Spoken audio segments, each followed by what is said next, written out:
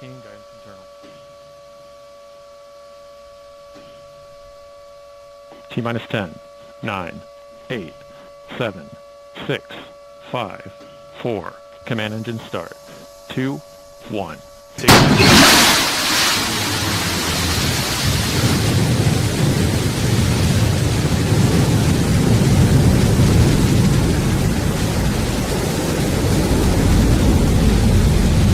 And we have liftoff. Go, New Shepard, go. Beautiful liftoff from our launch site 1 in West Texas. You can follow along as she gains speed in the bottom left corner of your screen. There's the speedometer, altimeter in the middle there.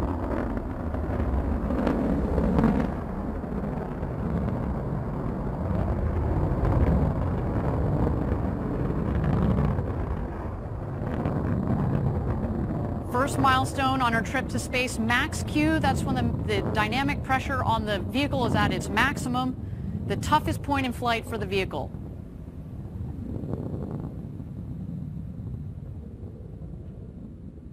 And max Q is confirmed.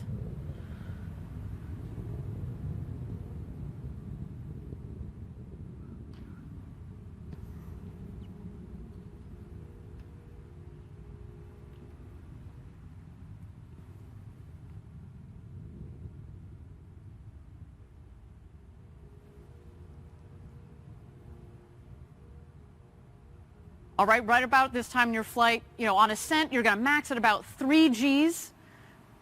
We've noted it before. The max Gs that you pull as an astronaut on New Shepard actually is on descent. So here on ascent, it's about 3 Gs, and it comes on gradually as you go faster and get higher up there. Until, of course, main engine cutoff and separation, and that is when you get to feel those beautiful 0 Gs. We're waiting for that here. Next stops, MECO and separation. 3 engine to relight. There it goes.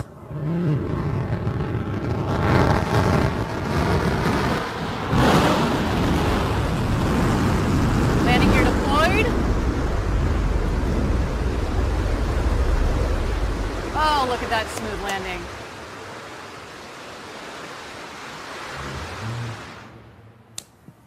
And touchdown. Welcome back, New Shepard. Oh my God, what a beautiful landing, I think right? that was one of the smoothest landings I've seen of this rocket. It almost looks unreal. Right. It looks like CGI. I know some of you on the internet seem to think that. Believe me, that is a reusable rocket that takes off and lands. What a beautiful landing. It looks like it's ready to go again. Yeah, just, put in those drag brakes, put in the wedge fins, fuel her up, let's go again.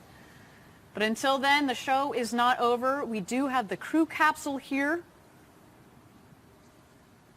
On board, we have Mannequin Skywalker, as well as a couple of payload lockers filled with postcards from Club for the Future, from students from around the world.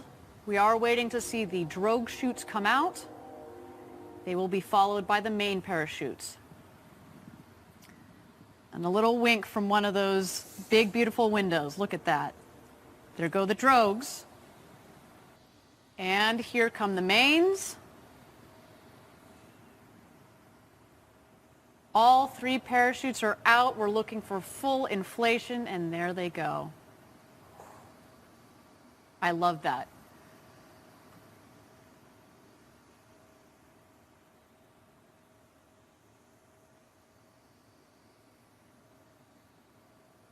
So far, so good. A nominal launch, nominal landing for the booster. We're waiting for the crew capsule to come into land. We're at about 1,600 feet to go.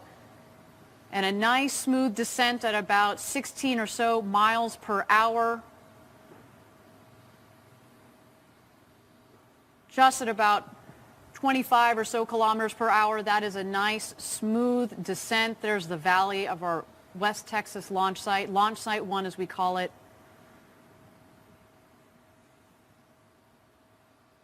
What a day so far, Patrick, let me tell you.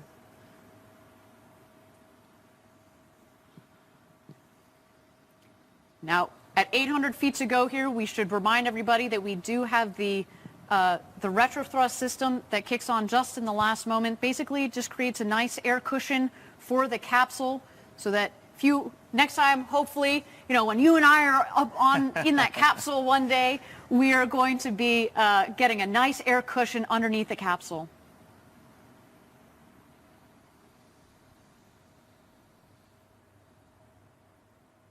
And touchdown. Oh, it was beautiful. Absolutely spectacular. Patrick, I told you it was going to be worth the wait. Look at that. Definitely.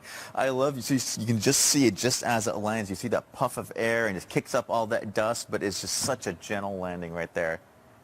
A beautiful launch and landing for both the crew capsule and the booster. Team Blue, congratulations to all of you. What a day. You should be so proud. And again, Patrick, soon, if you're an astronaut on board, that is going to be a ride of a lifetime. Cannot wait to check out those onboard cameras to see the views that Mannequin Skywalker had today. And he gets to have all the fun, gets to go everywhere. I know, that guy. Jeez. Now, to bring it all right back around, right, we started the day, as exciting as this launch is, we actually started with, the astronaut rehearsal, sort of on top of the normal launch preparation. And now we're going to bring it all back. Those same stand-in astronauts are going to go back out to the capsule.